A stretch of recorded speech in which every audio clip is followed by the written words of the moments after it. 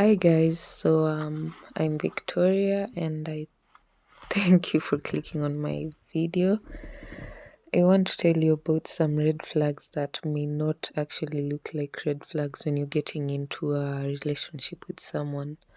Sometimes you may be aware of some things that you won't settle for, but other times these things aren't really clear, and so it's good to know what some of them are, because they might not seem like issues at first, but down the years they're going to be issues. They say hindsight is 2020, so it's going to be to your advantage if you can know the red flags before you even have to get involved with them, because this is going to maybe give you a chance of having better relationships. So thanks for returning if you're a subscriber. Thanks for clicking if you're a new person. I hope to hear from you in the comments. And here we go. So yeah, a red flag is it's a warning of an issue that's going to come up in the future of your relationship. And it's important to know that at the onset of a relationship, you're going to be wearing rose-colored glasses, and your romantic heart is going to maybe try and soften the edges around some of these really terrible things that serve to be red flags. And it's important for you to think about this relationship that you're in. Like, think about if it got worse by a few degrees, will you still be comfortable to stay in the relationship? If you will have an issue being with the same person if things got considerably worse, because trust me, they do. Every relationship has its ups and downs. And if you don't feel like, if you need to have a really close look at yourself and your patience, your own character, and just be truthful to yourself. Are you going to love this person when they're no longer as slim as they are? If they start to get loud and you were used to them being quiet, if they get quiet and you were used to them being loud, just think about everything before you get committed to someone and it gets really hard to leave. So the first red flag that may not seem too red, and most of this will have like two parts. So the first one is if someone is in a rush to commit to you. If they start professing their love on the second day of meeting you, then this is definitely a red flag, because they have no business loving someone that they don't know, and you can't know someone in a week. Even if they're a very popular person or they are a social media icon, social media is fake, and popularity is not really, people put their best foot forward in social situations. So unless you've been really close to this person for long enough to see their highs, their lows, and everything in between, then you have no right saying that you're going to love them for life. That's just not practical. And this might seem like not so red a flag, because you might think, oh wow, they can't wait to be with me forever, and that's not right. Someone should be able to wait to be with you forever. They should be able to wait for you to figure yourself out and just stand on stable ground. Rushing is not romantic.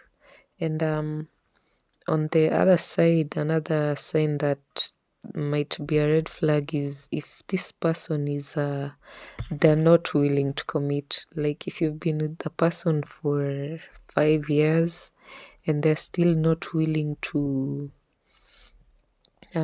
maybe take you to meet their family or go out with you to work gatherings and just be seen with you out and about, like they're not willing to make you a permanent fixture, a permanent and public fixture in their life, then that's another red flag. Another red flag that's very important to think about is if they're obsessed with social media. This means that they will be on social media, any platform. Oh, just for a lot longer than makes sense to be in. It's good to take the edge of a hard day by going to TikTok and watching a few videos.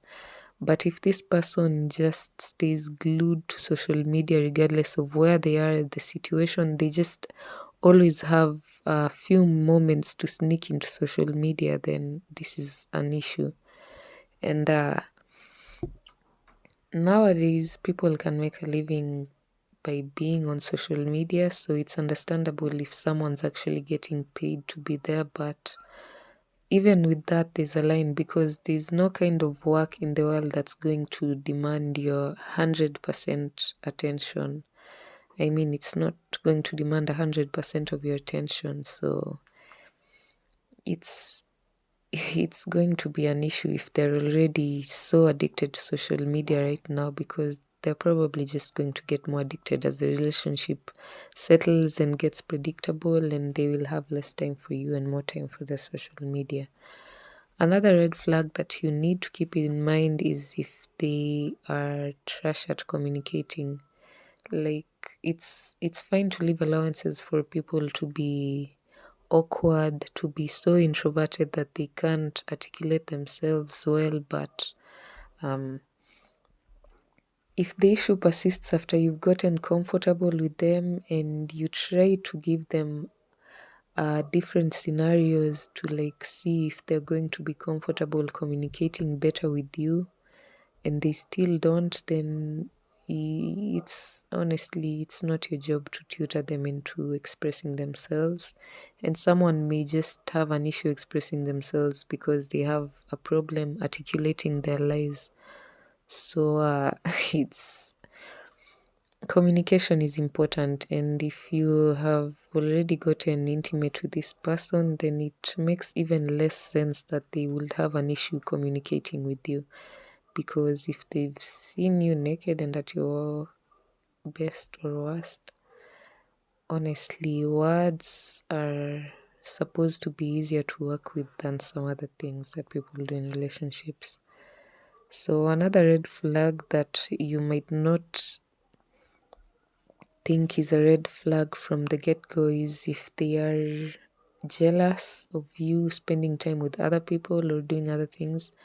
This might seem romantic because you will think, oh wow, they want me all to themselves. They just can't imagine losing me to someone else, but this is not the issue. Excuse me, the issue is that this person is probably controlling, and they're starting to put down the foundations of how they're going to control you. Like now, it's you can't go to meet your friend for coffee after work. A few months down the road or years, it's going to be you can't take a particular job because it involves you being in public where other people might start to hit on you, and they don't trust you to just ignore this attention that you'll be receiving. So jealousy and controlling behaviors might seem nice at the start, but no, they're not. Another red flag is if this person they have a string of bad relationships. They're just surrounded by bad relationships.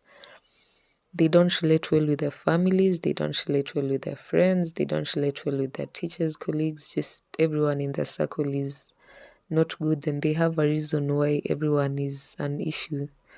This is a red flag because life can be difficult. You may meet a set of terrible people everywhere you go, but honestly, there has to be a few, at least 2 or 3 people who you are comfortable with, who you're happy to be around.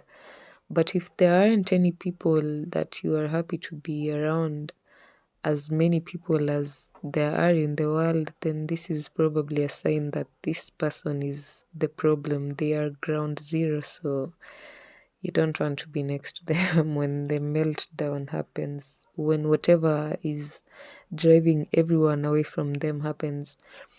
And when I say that they have bad relationships even with their family, I understand that someone can come from a really toxic family that's going to just be better off to walk away from. And in this case, they can get a kind of secondary family. This is friends, colleagues, schoolmates, just people around them who are really close to them and with whom they are comfortable. If they don't have any of this, then maybe you're not going to take too long to find out why this is the reason. So yeah, that's a red flag. Another really important red flag to keep in mind, and one that honestly just struck me like lightning, is if someone has a lot of self-hate. This might come across as being insecure, and you might think that, oh wow, they were bullied a lot growing up, or they didn't have people who accepted them for who they are.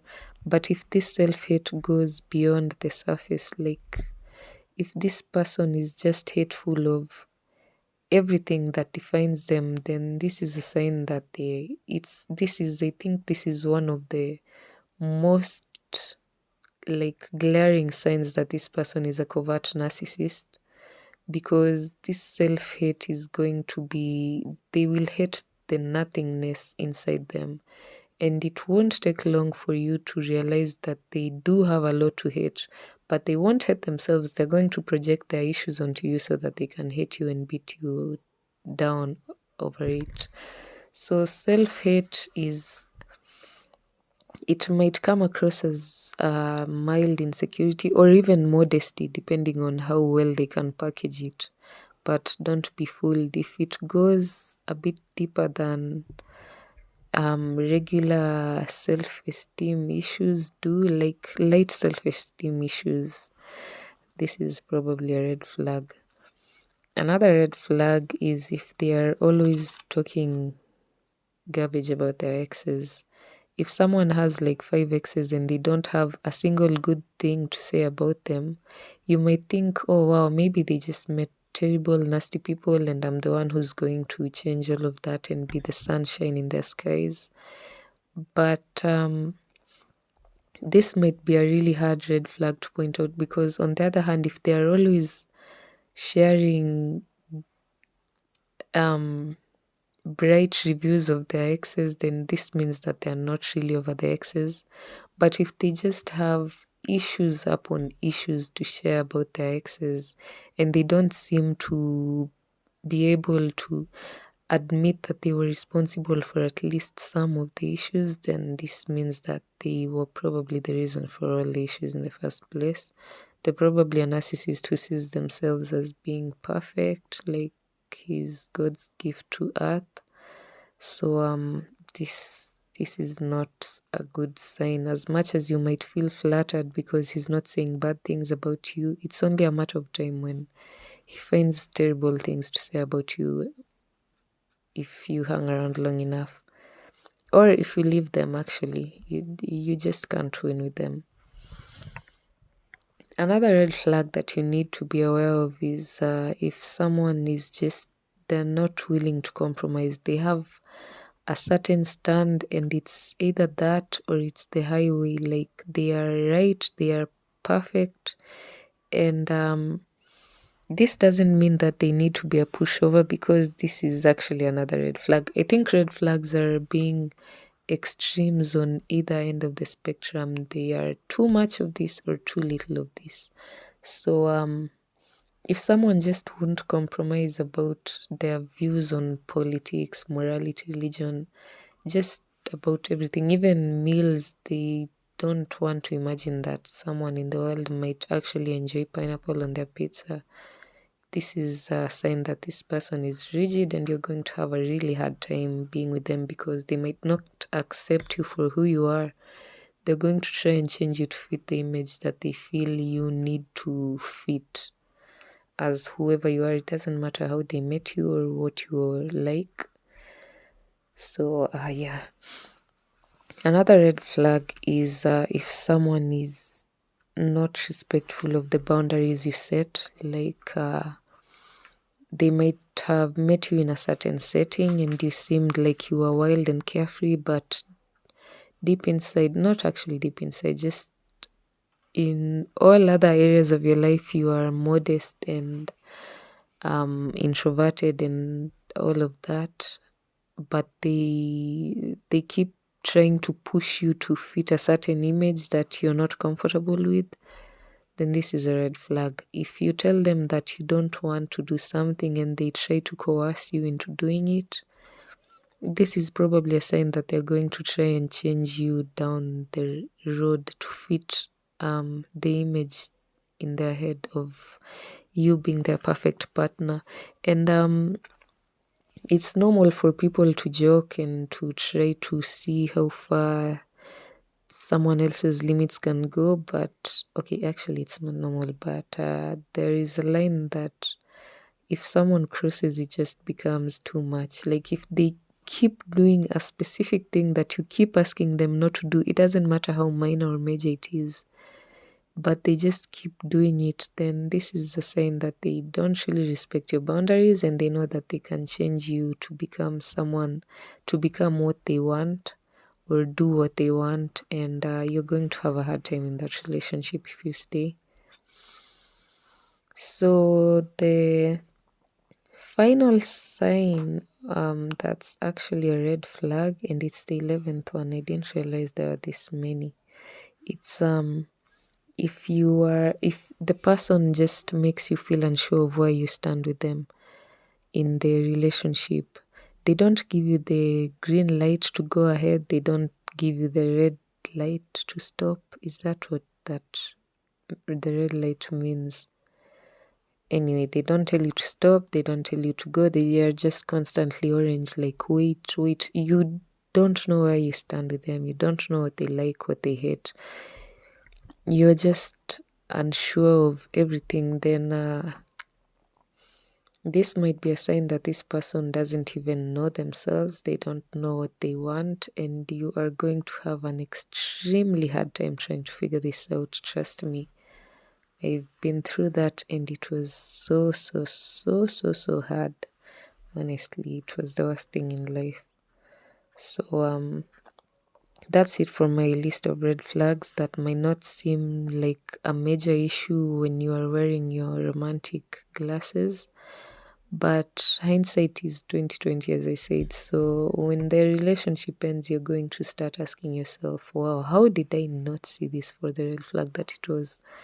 Don't be that person, but also remember that some red flags are subjective, so I might not have gotten everything right because I am not you. And there are some things that will be like, there are people who won't date outside of their religion, and that's something very subjective because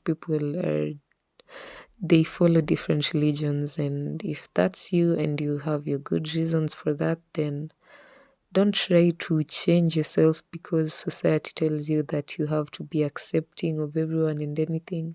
Of course, it's good to be accepting, but if being accepting doesn't make you happy now, it might not make you happy in the future. And that's another thing. Some red flags might change over time. As you grow older, I think you start to get a bit softer and maybe more accepting. So you might find yourself willing to accept things that you formerly wouldn't have accepted. You might be more understanding, and so some red flags might eventually turn orange and just lose color as time goes by. They'll become non-issues. But as I said, make sure that you are comfortable with the person in the state that they are, and when they get, in case they get a little worse than they are, or a lot worse. But by a lot worse, I don't mean that they start to get verbally, emotionally, spiritually, physically abusive. These aren't even red flags. These are just outright stop signs. Like, you have no business being with someone who hurts you and leaves scars on you. It's pointless to do this because the next time might be the last, and I don't think it's worth waiting to see how how hard someone can hit you or how strongly they can abuse you or how bad they can put you down. If someone makes you uncomfortable and extremely sad or some other negative emotion from the get-go, then they are not for you. And just keep in mind that you're not going to die if you're not in a relationship. You might have a fulfilling life, so don't try to give someone room if they are too big to fit in the space that you have in your life for other people. And I hope these red flags are going to help you maybe approach relationships with a bit more caution. And that's it from my video. I'll see you on my next video, which I'm not yet sure what it's going to be about, but I'm sure I'll come up with something in the course of the week, the few days to come. So that's it. Thanks for watching to this point. Stay safe, stay informed, and make good relationship choices, please. Don't hurt yourself over something that's not oxygen, really. So, thanks. Cheers. Goodbye. See you next time.